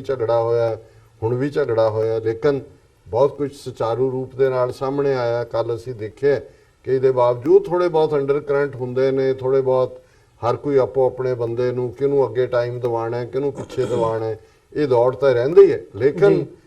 ਮੈਂ ਸਮਝਦਾ ਵੀ ਇਹ ਸਾਡੀ ਖਾਲਸਾਈ ਸ਼ਾਨ ਦਾ ਪ੍ਰਤੀਕ ਬਣੀ ਹੋਈ ਪੈਰੇਡ ਹੈ। ਇਸੇ ਤਰ੍ਹਾਂ ਹੋਰ ਥਾਵਾਂ ਤੇ ਵੀ ਹੈ, ਪਰ ਮੈਂ ਇਹ ਸਮਝਦਾ ਵੀ ਇਹ ਸਾਡੀ, ਔਰ ਮੈਂ ਇਨਕਾਰ ਨਹੀਂ ਕਰਾਂਗਾ ਕਿ ਭਾਈ ਅਸੀਂ ਵੀ ਸਮੇਂ ਦੇ ਹਾਣ ਦੇ ਨਹੀਂ ਹੋਏ। ਜੇ ਇਵੇਂ ਨਾ ਹੁੰਦਾ ਤੇ ਅੱਜ ਪੰਜਾਬ 'ਚ ਕਾਂਗਰਸ ਤੇ ਅਕਾਲੀਆਂ ਦੇ ਵਿਚਾਲੇ ਮਿਊਜ਼ੀਕਲ ਚੇਅਰ ਦੀ ਗੇਮ ਨਾ ਹੁੰਦੀ ਪਾਵਰ ਦੀ, ਕਿ ਜਿਨ੍ਹਾਂ ਨੇ ਸਾਨੂੰ ਲੁੱਟਿਆ, ਕੁੱਟਿਆ, ਅਟੈਕ ਕੀਤੇ, ਜੈਨੋਸਾਈਡ ਕੀਤੇ, ਉਹੀ ਕਾਂਗਰਸ ਅਸੀਂ ਪਾਵਰ 'ਚ ਲਿਆਂਦੀ ਵਾਪਸ। ਔਰ ਹੁਣ ਜੇ ਇਸ ਤੋਂ ਬਦਜ਼ਨੀ ਹੋ ਰਹੀ ਹੈ ਕਿ ਉਹ ਦੂਜੇ ਜਿਹੜੇ ਨੇ ਜਿਨ੍ਹਾਂ ਨੇ ਗੁਰੂ ਗ੍ਰੰਥ ਸਾਹਿਬ ਦੀ ਬੇਅਦਬੀ ਕਰਾਉਣ 'ਚ ਮੋਹਰਲਾ ਰੋਲ ਅਦਾ ਕੀਤਾ, ਸੌਦਾ ਸਾਹਿਬ ਦੇ ਪੈਰ ਧੋ ਕੇ ਪੀਤੇ, ਆਸ਼ੂਤੋਸ਼ ਦਾ ਚੇਲਾ ਔਰ ਪੰਥ ਨੂੰ ਵੇਚਿਆ ਬਾਦਲ ਕੇ, ਉਹ ਜਿਹੜੇ ਨੇ ਜਿਹਨੂੰ ਕਹਿੰਦੇ ਨੇ ਵੇਟਿੰਗ ਇਨ ਦਾ ਵਿੰਗਸ ਕਿ ਹੁਣ ਅਸੀਂ ਪਾਵਰ ਤੇ ਵਾਪਸ ਆਈਏ। ਤੀਸਰਾ ਬਦਲ ਕਿੱਥੇ ਹੈ? ਸਾਡੀ ਨਾਅਹਲੀਅਤ ਦੀ ਵਜ੍ਹਾ ਸੀ ਕਿ ਆਮ ਆਦਮੀ ਪਾਰਟੀ ਨੇ ਆ ਕੇ ਪੰਜਾਬ 'ਚ ਉਹਨਾਂ ਨੇ ਯੂਪੀ ਬਿਹਾਰ ਦੇ ਕੇਜਰੀਵਾਲਾਂ ਤੇ ਸਸੋਦੀਆਂ ਤੇ ਉਸ ਨਸਲ ਦੇ ਲੋਕਾਂ ਨੇ ਆ ਕੇ ਪੰਜਾਬ ਨੂੰ ਲੁੱਟਿਆ, ਡਾਇਸਪੋਰਾ ਸਿੱਖਾਂ ਦੀਆਂ ਜੇਬਾਂ ਖਾਲੀ ਕੀਤੀਆਂ। ਅੱਜ ਉਹਨਾਂ ਨੂੰ ਹੀ ਛੱਡ ਕੇ ਜਾਣ ਵਾਲੇ ਮੰਨ ਰਹੇ ਨੇ ਕਿ ਕਿਵੇਂ ਸਿੱਖ ਬੀਬੀਆਂ ਦਾ ਸ਼ੋਸ਼ਣ ਕੀਤਾ ਉਹਨਾਂ ਨੇ, ਪੈਸਾ ਵੀ ਖਾਦਾ ਔਰ ਦੂਜਾ ਵੀ। ਇਹਦੇ ਲਈ ਕੌਣ ਜ਼ਿੰਮੇਵਾਰ ਹੈ? ਕਿਉਂਕਿ ਸਾਡੀਆਂ ਤਰ੍ਹਾਂ ਨੇ ਜਿਹੜਾ ਉਹ ਤੀਸਰੀ ਧਿਰ ਪੀਸਫੁਲ ਵਾਲੇ ਜਿਹੜੇ ਗੱਲ ਕਰਦੇ ਨੇ ਉਹਨਾਂ ਨੇ ਪ੍ਰੋਵਾਈਡ ਨਹੀਂ ਕੀਤੀ। ਔਰ ਹੁਣ ਵੀ ਅਸੀਂ ਦੇਖਦੇ ਹਾਂ ਕਿ ਜਿਸ ਕਿਸਮ ਦਾ ਬਰਗਾੜੀ ਦੇ ਉਸ ਸਾਰੇ ਕੰਟੈਕਸਟ ਦੇ ਵਿੱਚ ਮੋਰਚਾ, ਉਸ ਤੋਂ ਵਿੱਚੋਂ ਇੱਕ ਹੋਪ ਸਾਹਮਣੇ ਆਈ 6-7 ਮਹੀਨੇ ਬਾਅਦ, ਉਹ ਡਿਸਿਪੇਟ ਹੋ ਗਿਆ ਕਿਉਂਕਿ ਉਹਨੂੰ ਕੋਈ ਅਸੀਂ ਕਿਸੇ ਵੀ ਪੋਲੀਟੀਕਲ ਈਡੀਅਮ ਦੇ ਵਿੱਚ ਕੰਕਰੀਟਾਈਜ਼ ਨਹੀਂ ਕਰ ਸਕੇ। ਉਹੀ ਉਧਰ ਨੂੰ ਦੌੜ ਗਏ ਢਾਈ ਟੋਟਰ। ਔਰ ਹੁਣ ਆਉਣ ਵਾਲੀਆਂ ਚੋਣਾਂ 'ਚ ਸਭ ਦਾ ਹੀ ਸਫਾਇਆ ਹੋਏਗਾ ਔਰ ਫਿਰ ਉੱਥੇ ਬੈਠ ਕੇ ਜੀ ਏਕਤਾ ਕਰ ਲਓ। ਸੋ ਇਹਦੇ ਲਈ ਅਸੀਂ ਦੋਸ਼ੀ ਹਾਂ। ਮੈਨੂੰ ਕੋਈ ਇਹ ਕਹਿਣ 'ਚ ਕੋਈ ਸ਼ੱਕ ਸ਼ੁਬਾ ਨਹੀਂ ਹੈ ਕਿ ਅਸੀਂ ਵੀ ਜਿਹੜਾ ਅਕਾਲੀਆਂ ਵਾਂਗ ਉਹਨਾਂ ਤੋਂ ਉੱਪਰ ਨਹੀਂ ਉੱਠ ਸਕੇ। ਉਸ ਕਿਸਮ ਦੀ ਜ਼ਹਿਨੀਅਤ ਦਾ ਹੀ ਅਸੀਂ ਵੀ ਸ਼ਿਕਾਰ ਹੈ। ਜੀ ਡਾਕਟਰ ਸਾਹਿਬ, ਜਿਵੇਂ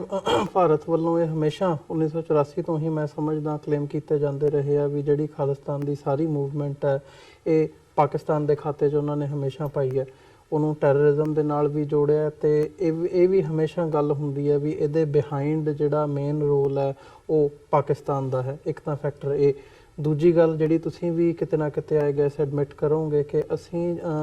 ਤੁਸੀਂ ਜਿਹੜਾ ਖਾਲਿਸਤਾਨ ਦਾ ਕੇਸ ਹੈ, ਜਿਵੇਂ ਤੁਸੀਂ ਅੱਜ ਬਿਆਨ ਕਰ ਰਹੇ ਹੋ, ਇਹ ਬਿਆਨ ਸਾਡੇ ਲੋਕਾਂ ਤੱਕ ਸਾਡੀਆਂ ਧਿਰਾਂ ਵੱਲੋਂ ਉਸ ਪਰਸਪੈਕਟਿਵ ਦੇ ਨਾਲ ਨਹੀਂ ਰੱਖੇ ਗਏ। ਸੋ ਖਾਲਿਸਤਾਨ ਦਾ ਕੇਸ ਕੀ ਹੈ ਇਹ ਵੀ ਕਿਤੇ ਨਾ ਕਿਤੇ ਗਰਾਊਂਡ ਲੈਵਲ ਤੇ ਲੋਕਾਂ ਨੂੰ ਨਹੀਂ ਐਗਜ਼ੈਕਟਲੀ ਪਤਾ। ਉਹ ਵੀ ਸੋ ਉਹੀ ਜਿਹੜਾ ਫੈਕਟਰ ਟੈਰਰਿਜ਼ਮ ਦੇ ਨਾਲ ਜੋੜ ਕੇ ਪੇਸ਼ ਕਰਨ ਦਾ, ਉਹਨੂੰ ਉਸ ਨੈਰੇਟਿਵ ਨੂੰ ਕਬੂਲ ਕੀਤਾ ਜਾਂਦਾ ਹੈ। ਸੋ ਇਹ ਜਦੋਂ ਦੋ ਫੈਕਟਰਸ ਦਾ ਮੁਲਾਂਕਣ ਕਰਦੇ ਹੋ, ਇੱਕ ਹਕੂਮਤ ਵੱਲੋਂ ਪਾਕਿਸਤਾਨ ਦੇ ਨਾਲ ਜੋੜਨਾ ਤੇ ਦੂਜਾ ਸਾਡੀ ਨਾਕਾਬਲੀਅਤ ਕਿ ਅਸੀਂ ਆਪਣਾ ਜਿਹੜਾ ਕੇਸ ਹੈ ਉਹ ਲੋਕਾਂ ਤੱਕ ਜਾਂ ਇੰਟਰਨੈਸ਼ਨਲ ਅਰੀਨਾ ਦੇ ਵਿੱਚ ਨਹੀਂ ਪ੍ਰੈਜ਼ੈਂਟ ਕਰ ਸਕੇ, ਇਹਨਾਂ ਦੋ ਫੈਕਟਰਸ ਦਾ ਮੁਲਾਂਕਣ ਕਿਵੇਂ ਕਰਦੇ ਹੋ?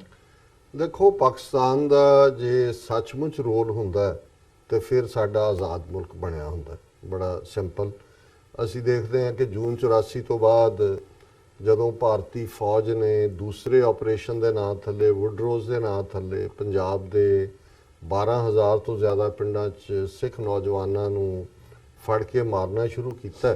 ਤੇ ਫਿਰ ਜਿਹੜੇ 3 ਸਰਹੱਦੀ ਜ਼ਿਲ੍ਹੇ ਨੇ ਅੰਮ੍ਰਿਤਸਰ, ਗੁਰਦਾਸਪੁਰ, ਫਿਰੋਜ਼ਪੁਰ, ਉੱਥੋਂ ਇੱਕ ਅੰਦਾਜ਼ੇ ਮੁਤਾਬਕ 6,000 ਤੋਂ ਜ਼ਿਆਦਾ ਨੌਜਵਾਨ ਜਿਹੜੇ ਨੇ ਉਹ ਕ੍ਰਾਸ ਕਰਕੇ ਬਾਰਡਰ, ਕਿਉਂਕਿ ਉਦੋਂ ਕੋਈ ਤਾਰ ਵੀ ਨਹੀਂ ਸੀ ਔਰ ਖੁੱਲਾ ਜਿਹਾ ਕੰਮ ਸੀ, ਜੀ ਉਹ ਪਾਕਿਸਤਾਨ ਪਹੁੰਚੇ। ਔਰ ਇਸ ਨੂੰ ਜਿਹੜੇ ਪਾਕਿਸਤਾਨ ਦੀ ਖੁਫੀਆ ਏਜੰਸੀ ਦੇ ਜਿਹੜੇ ਹੈਡਰ ਹੈ ਉਹਨਾਂ ਨੇ, ਹੁਣ ਤਾਂ ਉਹ ਨਹੀਂ ਨੇ ਦੁਨੀਆ 'ਚ, ਉਹਨਾਂ ਨੇ ਕਬੂਲ ਵੀ ਕੀਤਾ ਇੱਕ ਇੰਟਰਵਿਊ 'ਚ। ਜੀ ਹੁਣ ਜੇ ਕਿਸੇ ਮੁਲਕ ਦੇ ਕੋਲ 6000 ਉਹ ਜੋ ਨੌਜਵਾਨ ਜਿਹੜੇ ਘਰ ਛੱਡ ਕੇ ਦਲੇਰੀ ਦੇ ਨਾਲ ਤੁਹਾਡੇ ਕੋਲ ਆਏ ਹੋਣ, ਤੇ ਤੁਸੀਂ 60 ਸਾਲ ਗੁਰੀਲਾ ਲੜਾਈ ਲੜ ਸਕਦੇ ਹੋ, ਕਿਉਂਕਿ ਗੁਰੀਲੇ ਕਿਤੇ IRA ਜਾਂ ਦੂਜਿਆਂ ਕੋਲ ਕਦੇ ਵੀ 3 ਦਰਜਨ ਤੋਂ ਜ਼ਿਆਦਾ ਗੁਰੀਲੇ ਨਹੀਂ ਸੀ।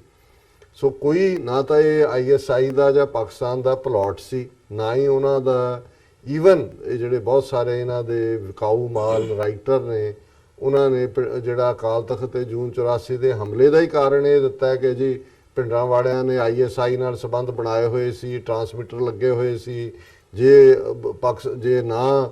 ਅਟੈਕ ਕਰਦੇ ਤੇ ਪਾਕਿਸਤਾਨ ਨੇ ਖਾਲਿਸਤਾਨ ਨੂੰ ਮਾਨਤਾ ਦੇ ਦੇਣੀ ਸੀ। ਇਹ ਸਭ ਇੱਕ ਪ੍ਰੋਪੇਗੈਂਡੇ ਦਾ ਝੂਠ ਦਾ ਹਿੱਸਾ ਹੈ। ਪਾਕਿਸਤਾਨ ਨੂੰ ਤਾਂ ਉਸ ਤੋਂ ਬਾਅਦ ਵੀ ਜਿਹੜੇ ਗਏ ਵੀ ਉਹਨਾਂ ਨੇ ਚੁੱਕ ਕੇ ਜੇਲ੍ਹਾਂ 'ਚ ਦੇ ਦਿੱਤੇ, ਹੌਲੀ ਹੌਲੀ ਜਾਂ ਕਿਸੇ ਨੂੰ ਜਿਹੜਾ ਕੋਈ ਕਿਸੇ ਪਾਸੇ ਜਿਹੜਾ ਉਹ ਦਿੱਤੀ ਨਹੀਂ ਕੋਈ ਅਗਵਾਈ, ਨਤੀਜੇ ਦੇ ਤੌਰ ਤੇ ਕੁਝ ਵਾਪਸ ਆ ਗਏ, ਕੁਝ ਫੜੇ ਗਏ, ਕੁਝ ਮਾਰੇ ਗਏ, ਔਰ ਮਾੜਾ ਮੋਟਾ ਜੇ ਉੱਥੇ ਰਿਹਾ ਵੀ ਜਿਹੜਾ ਉਹ ਸਿਰਫ ਇੱਕ ਸਰਵਾਈਵਲ ਵਾਲੀ ਗੱਲ ਰਹੀ। ਕਦੇ ਵੀ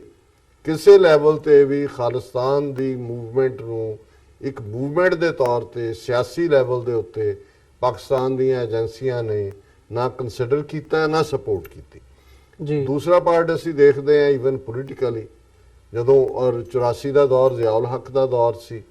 ਫਿਰ ਉਹ ਮਾਰਿਆ ਗਿਆ, ਔਰ ਜਿਹੜਾ ਬੇਨਜ਼ੀਰ ਦਾ ਦੌਰ ਆਇਆ। ਬੇਨਜ਼ੀਰ ਦੇ ਦੌਰ 'ਚ ਅਸੀਂ ਹੁਣ ਖੁਦ ਹੀ ਦੇਖਦੇ ਹਾਂ ਕਿ ਬੇਨਜ਼ੀਰ ਦੀ ਸਟੇਟਮੈਂਟ ਇਸ ਲਾਈਨ ਦੇ ਉੱਤੇ ਕੀ ਰਹੀ ਹੈ, ਜਦੋਂ ਉਸਨੇ ਰਾਜੀਵ ਗਾਂਧੀ ਦੇ ਨਾਲ ਕਿਸ ਕਿਸਮ ਦੀ ਅੰਡਰਸਟੈਂਡਿੰਗ ਕੀਤੀ, ਮੈਂ ਦੁਹਰਾਉਣਾ ਨਹੀਂ ਚਾਹੁੰਦਾ, ਲੇਕਿਨ ਇਹ ਔਨ ਰੈਕਰਡ ਹੈ ਕਿ ਜੇ ਇਸ ਲੈਵਲ ਤੇ ਪੋਲੀਟੀਕਲੀ ਇੱਕ ਹੈਡ ਆਫ ਦਾ ਸਟੇਟ ਇਹ ਮੰਨਦਾ ਹੈ ਕਿ ਜੀ ਮੈਂ ਜਿਹੜਾ ਇਹ ਕੀਤਾ, ਫਿਰ ਉਸ ਤੋਂ ਬਾਅਦ ਤਾਂ ਕੋਈ ਹੁੰਦਾ ਨਹੀਂ ਕਿ ਵੀ ਹੋਰ ਕੀ ਸਬੂਤ ਚਾਹੀਦੇ ਹੁੰਦੇ ਨੇ। ਔਰ ਹਾਂ, ਇੱਕ ਗੱਲ ਮੈਂ ਜ਼ਰੂਰ, ਜੇ ਅਸੀਂ ਕਰੰਟ ਅੱਜ ਗੱਲਬਾਤ ਕਰ ਰਹੇ ਹਾਂ ਕਿ ਪਿਛਲੇ 6-7 ਮਹੀਨੇ 'ਚ ਇਮਰਾਨ ਖਾਨ ਹੋਰਾਂ ਦੀ ਹਕੂਮਤ ਦੇ ਪੀਰੀਅਡ 'ਚ ਕਰਤਾਰਪੁਰ ਦੇ ਲਾਂਘੇ ਦੀ ਗੱਲ, ਜਿਹੜੀ ਕਿ ਇੱਕ ਪਿਓਰਲੀ ਇੱਕ ਮਜ਼ਹਬੀ ਲਾਈਨ ਦੇ ਉੱਤੇ ਹੈ, ਉਹਨੂੰ ਸਿੰਸੀਅਰਲੀ ਉਹਨਾਂ ਨੇ ਸੰਗੇ ਬੁਨਿਆਦ ਵੀ ਰੱਖਿਆ, ਉਸ ਦੇ ਉੱਤੇ ਜਿਹੜਾ ਕੰਮ ਵੀ ਚੱਲ ਰਿਹਾ, ਤੇ ਉਹਨੂੰ ਰੋਕਣ ਦੇ ਲਈ ਦੁਬਾਰਾ ਉਹੀ ਪ੍ਰੋਪੇਗੈਂਡਾ ਲਾਈਨ ਜਿਹੜੀ ਇੰਡੀਅਨ ਹਕੂਮਤ ਦੀ ਰਹੀ, ਇਹਨੂੰ ISI ਨਾਲ ਜੋੜ ਦਿਓ, ਇਹਨੂੰ ਖਾਲਿਸਤਾਨੀ ਦਹਿਸ਼ਤਗਰਦੀ ਨਾਲ ਜੋੜ ਦਿਓ, ਇਹਨੂੰ ਸਿੱਖਸ ਫॉर ਜਸਟਿਸ ਦੇ 2020 ਨਾਲ ਜੋੜ ਦਿਓ। ਸੋ ਜੇ ਅੱਜ ਕਰਤਾਰਪੁਰ ਵਰਗਾ ਪਿਓਰਲੀ ਮਜ਼ਹਬੀ ਮੁੱਦਾ ਜਿਹਦੇ ਲਈ ਸਿੱਖ 72 ਸਾਲ ਤੋਂ ਅਰਦਾਸ ਕਰ ਰਹੇ ਨੇ, ਉਹ ਜਿਹਨੂੰ ਸੈਬੋਟਾਜ ਕਰਨ ਦਾ ਉੱਤੇ ਇਹਨਾਂ ਦਾ ਜ਼ੋਰ ਲੱਗਾ ਹੋਏ, ਔਰ ਇਹਦੇ ਉਲਟ ਇੰਡੀਅਨ ਏਜੰਸੀਆਂ ਕਿਸ ਹੱਦ ਤੱਕ ਪਾਕਿਸਤਾਨ 'ਚ ਇੰਟਰਫੀਅਰ ਕਰਦੀਆਂ ਨੇ। ਕੁਲਭੂਸ਼ਣ ਯਾਦਵ ਬਲੋਚਿਸਤਾਨ 'ਚ ਕੀ ਆ, ਔਰ ਪ੍ਰਧਾਨ ਮੰਤਰੀ ਇਹਨਾਂ ਦਾ ਮੋਦੀ ਲਾਲ ਕਿਲੇ ਤੋਂ ਖਲੋ ਕੇ ਗਿਲਗਿਤ ਔਰ ਆਜ਼ਾਦ ਕਸ਼ਮੀਰ ਔਰ ਬਲੋਚਿਸਤਾਨ ਦਾ ਜ਼ਿਕਰ ਕਰ ਰਿਹਾ। ਸੋ ਮੈਂ ਸਮਝਦਾ ਹਾਂ ਵੀ ਜੇ ਪਾਕਿਸਤਾਨ ਦੇ ਵਿੱਚ ਬੀਤੇ ਦੇ ਨੀਤੀ ਘਾੜੇ ਇਹਨਾਂ 32-33 ਵਰਿਆਂ 'ਚ ਜਾਂ ਅੱਜ ਜਾਂ ਭਵਿੱਖ ਦੇ ਵਿੱਚ ਕੋਈ ਇਸ ਕਿਸਮ ਦੇ ਆ ਗਏ ਜਾਂ ਆ ਜਾਣਗੇ ਜਿਨ੍ਹਾਂ ਨੂੰ ਇਹ ਸਮਝ ਹੋਏਗੀ ਕਿ ਖਾਲਿਸਤਾਨ ਕਿਵੇਂ ਇੱਕ ਇੰਪੋਰਟੈਂਟ ਇਸ਼ੂ ਹੈ ਐਜ਼ ਏ ਬਫਰ ਸਟੇਟ, ਜਿਹੜਾ ਪਾਕਿਸਤਾਨ ਦੀ ਸੇਫਟੀ ਸਿਕਿਉਰਿਟੀ ਨੂੰ ਵੀ ਯਕੀਨੀ ਬਣਾਉਂਦਾ ਹੈ। ਅਸੀਂ ਪੁਲਵਾਮਾ ਹਮਲੇ ਦੀ ਆੜ ਦੇ ਵਿੱਚ ਦੇਖਿਆ ਭਾਰਤ ਨੇ ਕਿਵੇਂ ਪਾਕਿਸਤਾਨ ਦੀ ਸੋਵਰਨਟੀ ਵਾਇਓਲੇਟ ਕੀਤੀ। ਇਹ ਤਾਂ ਇਮਰਾਨ ਖਾਨ ਹੋਰਾਂ ਦੀ ਸਟੇਟਸਮੈਨਸ਼ਿਪ ਲਾਈਕ ਅਪਰੋਚ ਸੀ, ਔਰ ਪਾਕਿਸਤਾਨੀ 에ਅਰ ਫੋਰਸ ਦੀ ਜਾਂਬਾਜ਼ੀ ਸੀ ਕਿ ਉਸ ਨੇ ਉਸ ਜੰਗ ਨੂੰ ਰੋਕ ਦਿੱਤਾ ਜਿਹੜੀ ਕਿ ਨਿਊਕਲੀਅਰ 'ਚ ਐਂਡ ਹੋ ਸਕਦੀ ਸੀ। ਇਹ ਗੱਲ ਮੈਂ ਨਹੀਂ ਕਹਿ ਰਿਹਾ, ਔਰ ਇਸ ਗੱਲ ਨੇ ਇੱਕ ਵਾਰੀ ਸਭ ਦੇ ਹੀ, ਅਮਰੀਕਾ, ਚੀਨ, ਰੂਸ, ਸਭ ਦੇ ਕੰਨ ਖੜੇ ਕਰ ਦਿੱਤੇ ਸੀ ਜੀ। ਤੇ ਜੇ ਇਹਦੇ ਬਾਵਜੂਦ ਵੀ ਪਾਕਿਸਤਾਨ ਇਸ ਫੇਜ਼ ਦੇ ਉੱਤੇ ਹੀ ਰਹੇਗਾ ਕਿ ਜੀ ਇਹ ਭਾਰਤ ਕੀ ਕਹੇਗਾ ਜਾਂ ਦੂਜਾ ਕੀ ਹੋਏਗਾ, ਫਿਰ ਮੈਂ ਸਮਝਦਾ ਵੀ ਇਹ ਪਹਿਲਾਂ ਵੀ ਇੱਕ ਜ਼ਰੂਰ ਇਹ ਗੱਲ ਇੱਕ ਸਾਡੇ ਤਬਕੇ 'ਚ ਰਹੀ ਹੈ ਨਿਰਾਸ਼ਤਾ ਦੀ, ਪਰ ਅਸੀਂ ਸਮਝਦੇ ਹਾਂ ਕਿ ਪਾਕਿਸਤਾਨ 'ਚ ਜਿਹੜੀ ਚੇਂਜ ਆਫ ਲੀਡਰਸ਼ਿਪ ਹੈ ਇਮਰਾਨ ਖਾਨ ਦੀ ਕਮਾਂਡ ਦੇ ਵਿੱਚ, ਉਹਨਾਂ ਦੀ ਕਿਆਦਤ ਦੇ ਵਿੱਚ, ਉਹਨਾਂ ਦੇ ਵਿੱਚ ਮੋਰ ਅੰਡਰਸਟੈਂਡਿੰਗ ਹੈ ਸਿੱਖ ਇਸ਼ੂਜ਼ ਦੀ,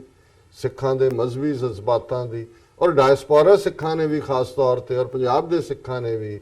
ਇਸ ਨੂੰ ਵੈਲਕਮ ਕੀਤਾ। ਇਹੀ ਕਾਰਨ ਹੈ ਕਿ ਅੱਜ ਜਿਨ੍ਹਾਂ ਗੁਰਦੁਆਰਿਆਂ ਜਾਂ ਜਿਨ੍ਹਾਂ ਥਾਵਾਂ ਦੇ ਉੱਤੇ ਭਾਰਤੀ ਐਂਬੈਸਡਰ ਜਾਂ ਹਾਈ ਕਮਿਸ਼ਨ ਜਾਂ ਕੌਂਸਲੇਟ ਵੜ ਨਹੀਂ ਸਕਦੇ, ਉੱਥੇ ਪਾਕਿਸਤਾਨ ਦੇ ਪੋਲੀਟੀਕਲ ਲੀਡਰ ਜਿਵੇਂ ਮੁਹੰਮਦ ਸਰਵਰ ਜਿਹੜੇ ਗਵਰਨਰ ਲਹਿੰਦੇ ਪੰਜਾਬ ਦੇ ਨੇ, ਉਹਨਾਂ ਨੂੰ ਅਮਰੀਕਾ ਕੈਨੇਡਾ 'ਚ ਵੈਲਕਮ ਕੀਤਾ ਹੈ ਔਰ ਹਰ ਥਾਂ ਹਾਈ ਕਮਿਸ਼ਨਰ ਔਰ ਕੌਂਸੂਲੇਟ ਪਾਕਿਸਤਾਨ ਦੇ ਉਹ ਗੁਰਦੁਆਰਿਆਂ 'ਚ ਆਏ ਕਰਤਾਰਪੁਰ ਲਾਂਘੇ ਤੋਂ ਬਾਅਦ। ਔਰ ਅਸੀਂ ਸਮਝਦੇ ਹਾਂ ਵੀ ਇਸ ਗੱਲ ਨੇ ਸਾਡੀਆਂ ਨਜ਼ਦੀਕੀਆਂ ਲਿਆਂਦੀਆਂ ਨੇ ਜੀ। ਕੌਮਾਂ ਦੇ ਵਿਚਾਲੇ ਵੀ, ਪਰ ਵੈਦਰ ਪਾਕਿਸਤਾਨ ਦੀ ਐਸਟੈਬਲਿਸ਼ਮੈਂਟ 'ਚ ਉਹਨਾਂ ਦੇ ਪਾਲਿਸੀ ਮੇਕਰ 'ਚ ਖਾਲਿਸਤਾਨ ਫੈਕਟਰ ਦੀ ਅਹਿਮੀਅਤ ਜਾਂ ਇਸ ਦਾ ਕਿੰਨਾ ਕੁ ਅਹਿਸਾਸ ਹੈ ਜਾਂ ਇਸ ਪੱਖੋਂ ਕਿੰਨਾ ਕੁ ਭਵਿੱਖ ਦੇ ਵਿੱਚ ਉਹ ਇਮੀਡੀਏਟ ਤਾਂ ਨਹੀਂ ਮੈਨੂੰ ਲੱਗਦਾ, ਪਰ ਜੇ ਉਹਨਾਂ ਦੀ ਜਿਹੜੀ ਹੈ ਲੌਂਗ ਟਰਮ ਪਲੈਨਿੰਗ ਦੇ ਵਿੱਚ ਇਹ ਆ ਜਾਏ ਤੇ ਫਿਰ ਇਹ ਇੱਕ ਚੰਗੀ ਗੱਲ ਹੋਏਗੀ ਦੋਨਾਂ ਹੀ ਮੁਲਕਾਂ ਦੇ ਲਈ, ਖਾਲਿਸਤਾਨ ਲਈ ਵੀ ਪਾਕਿਸਤਾਨ ਲਈ ਵੀ, ਕਿਉਂਕਿ ਅਲਟੀਮੇਟਲੀ ਅਦਰਵਾਈਜ਼ ਜਿਹੜਾ ਹਿੰਦੂ ਮਾਈਂਡਸੈਟ ਹੈ ਅਖੰਡ ਭਾਰਤ ਦਾ, ਉਹਨਾਂ ਨੇ ਨਾ ਕਦੇ ਮੁਸਲਮਾਨਾਂ ਨੂੰ ਐਕਸੈਪਟ ਕੀਤਾ ਹੈ, ਪਾਕਿਸਤਾਨ ਨੂੰ ਨਹੀਂ ਕੀਤਾ ਹੈ, ਨਾ ਹੀ ਸਿੱਖਾਂ ਨੂੰ ਐਕਸੈਪਟ ਕੀਤਾ ਹੈ। ਸੋ ਸਾਡੀ ਡੈਸਟੀਨੀ ਟੁਗੇਦਰ ਹੈ ਔਰ ਇਹ ਹੁਣ ਦੇਖਣਾ ਹੈ ਕਿ ਪਾਕਿਸਤਾਨ 'ਚ ਕਿਵੇਂ ਆਉਣ ਵਾਲੇ ਪੀਰੀਅਡ 'ਚ ਇਸ ਸੋਚ ਨੂੰ ਜਿਹੜਾ ਹੈ ਉਹ ਪੋਲੀਟੀਕਲ ਵਿੰਗ ਵੀ ਮਿਲਦੇ ਨੇ। ਜੀ, ਸੋ ਡਾਕਟਰ ਸਾਹਿਬ ਤੁਹਾਡਾ ਬਹੁਤ ਬਹੁਤ ਧੰਨਵਾਦ, ਤੁਸੀਂ ਅੱਜ ਇਹ ਸਾਰੇ ਜਿਹੜੇ ਸਵਾਲ ਨੇ ਉਹਨਾਂ ਦੇ ਜਵਾਬ ਦਿੱਤੇ ਨੇ ਤੇ ਮੈਂ ਉਮੀਦ ਕਰਦਾ ਜਿਹੜੇ ਦਰਸ਼ਕ ਦੁਨੀਆ ਭਰ ਦੇ ਵਿੱਚੋਂ ਸਾਡੇ ਨਾਲ ਜੁੜੇ ਹੋਏ ਨੇ ਇਹ ਸਾਰੀ ਗੱਲਬਾਤ ਦੇ ਵਿੱਚੋਂ ਜ਼ਰੂਰ ਕੁਝ ਸਿੱਖਣ ਨੂੰ ਵੀ ਮਿਲਿਆ ਹੋਵੇਗਾ ਤੇ ਖਾਲਿਸਤਾਨ ਦੇ ਐਲਾਨਨਾਮੇ ਪ੍ਰਤੀ, ਖਾਲਿਸਤਾਨ ਦੀ ਸਟਰਗਲ ਦੇ ਪ੍ਰਤੀ ਜਿਹੜੇ ਸਵਾਲ ਨੇ ਉਹਨਾਂ ਦੇ ਜਵਾਬ ਵੀ ਥੋੜੇ ਬਹੁਤ ਤੁਹਾਨੂੰ ਜ਼ਰੂਰ ਮਿਲੇ ਹੋਣਗੇ। ਬਾਕੀ ਅੱਜ ਦਾ ਸਾਨੂੰ ਸਮਾਂ ਨਹੀਂ ਇਜਾਜ਼ਤ ਦਿੰਦਾ ਗੱਲਬਾਤ ਨੂੰ ਅੱਗੇ ਹੋਰ ਤੋਰੀਏ, ਪਰ ਆਉਣ ਵਾਲੇ ਸਮੇਂ ਦੇ ਵਿੱਚ ਵੀ ਇਦਾਂ ਦੀਆਂ ਜਿਹੜੀਆਂ ਡਿਸਕਸ਼ਨਸ ਨੇ ਉਹ ਤੁਹਾਡੀ ਕਚਹਿਰੀ ਦੇ ਵਿੱਚ ਲੈ ਕੇ ਰੂਬਰੂ ਹੁੰਦੇ ਰਹਾਂਗੇ। ਸੋ ਬਹੁਤ ਬਹੁਤ ਧੰਨਵਾਦ ਡਾਕਟਰ ਸਾਹਿਬ। ਫਤਿਹ ਦੀ ਸਾਂਝ ਪਾਈ ਅੰਤ ਦੇ ਵਿੱਚ। ਵਾਹਿਗੁਰੂ ਜੀ ਕਾ ਖਾਲਸਾ, ਵਾਹਿਗੁਰੂ ਜੀ ਕੀ ਫਤਿਹ।